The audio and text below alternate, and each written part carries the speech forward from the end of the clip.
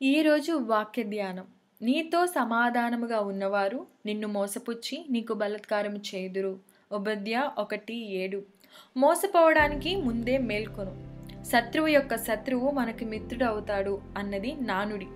అప్రమత్తంగా లేకపోతే ఆ మిత్రుడు కూడా ఏదో ఒక రోజున శత్రువు అవుతాడు. యూదా దేశానికి బబులోను దేశం శత్రువు. ఏదోము దేశానికి యూదా దేశం శత్రువు.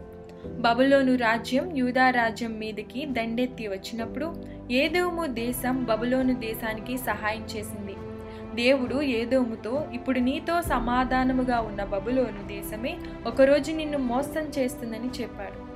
ఆ ప్రకారంగానే బబులోను అదును చూసి ఏదోము దేశం మీదకి దండెత్తి వారిని చెరలోనికి తీసుకువెళ్ళింది. కాబట్టి శత్రువు యొక్క శత్రువుతో జాగ్రత్త. ప్రార్థన.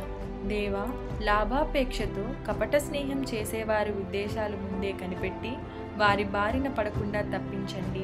ఆమేన్. నేటి సూక్తి.